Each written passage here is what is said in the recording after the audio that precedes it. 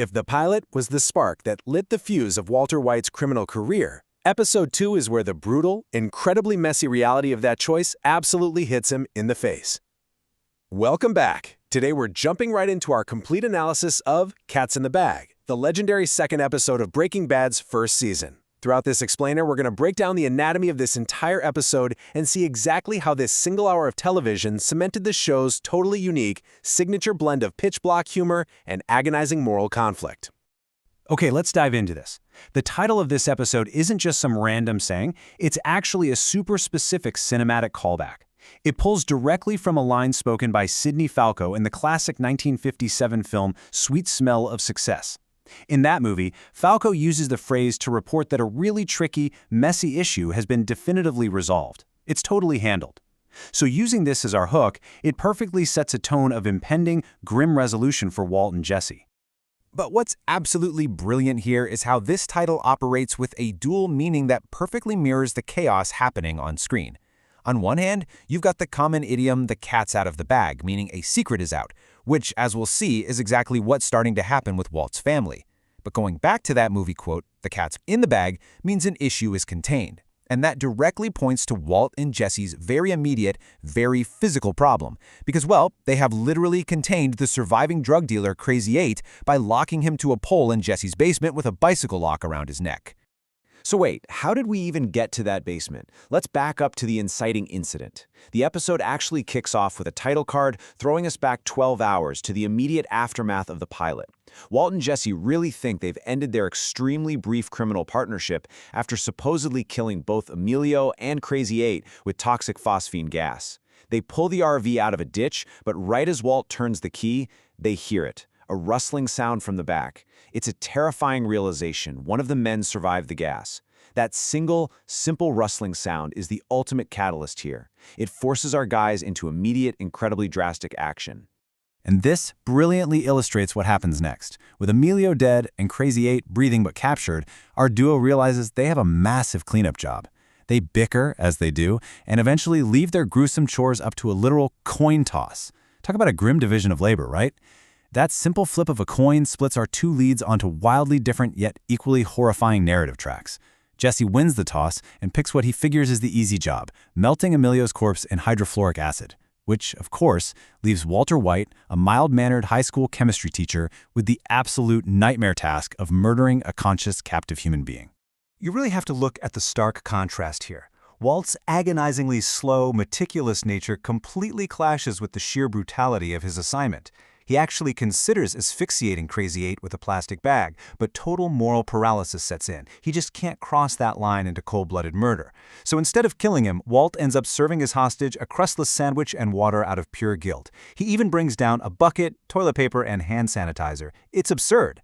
The stress of having a man chained up in the basement is so immense that Walt, desperate for some kind of release, clumsily tries to roll a joint and ends up smoking some of Jesse's weed just to cope. Now, Walt's bizarre, erratic behavior obviously doesn't go unnoticed at home, and this leads to a massive unintended consequence. His wife, Skylar, is already highly suspicious of his weird absences. During a tense confrontation right after her ultrasound appointment, Walt is backed completely into a corner. Desperately trying to explain away his connection to Jesse without, revealing the meth lab or the dead bodies, Walt falsely confesses that Jesse is just his pot dealer. In the heat of the moment, it seems like a convenient excuse, but oh man, it initiates a disastrous chain reaction. Let's move to the timeline here and see how this builds, because Skylar is definitely not someone who just lets things go. Within hours, she launches a full-blown one-woman investigation. First thing in the morning, after Jesse calls the house pretending to be a telemarketer, Skylar hits redial and gets treated to Jesse's incredibly profane answering machine message. By the afternoon, she's tracing the number online and unearthing Jesse's social media profile, which is naturally just plastered with drug imagery. By the very next day, armed with an address, she marches right up to 9809 Margot Street to confront this supposed pot dealer. Walt's carefully constructed double life starts unraveling literally overnight. This confrontation gives us one of the absolute best moments of dark humor in the entire episode. Skylar intercepts Jesse right in his own driveway. She mocks his street slang, delivering that fantastic quote, "Well, my name is Skylar White, yo. My husband is Walter White, yo." She straight up threatens him, pointing out that her brother-in-law Hank is a DEA agent and warns him to never sell weed to Walt again. But the real genius of this scene, the incredible tension, comes from what she doesn't see. Just out of her line of sight, Jesse is actively trying to hide Emilio's corpse. She's delivering this stern, suburban lecture completely oblivious to the fact that a dead body is resting just a few feet away. Speaking of Emilio's corpse, let's check in on how Jesse handles his side of the coin toss. Walt had given Jesse very explicit instructions to buy a specific type of polyethylene plastic bin to dissolve the body. But Jesse goes to the hardware store, can't find a bin big enough, and decides to take a wildly impatient cut-corners approach. He completely ignores the chemical warning, drags the heavy body all the way up to his second-floor bathroom, dumps Emilio into a ceramic and metal bathtub, straps on a gas mask, and just starts pouring in gallons and gallons of hydrofluoric acid. Which brings us to the episode's visually shocking, unforgettable climax. Walt comes back to the house, and an exhausted Jesse proudly announces he took care of the problem right up in the tub. A horrified Walt rushes to the hallway directly beneath that bathroom. He spots this sizzling red liquid seeping right through the ceiling, and then the entire structure just gives way.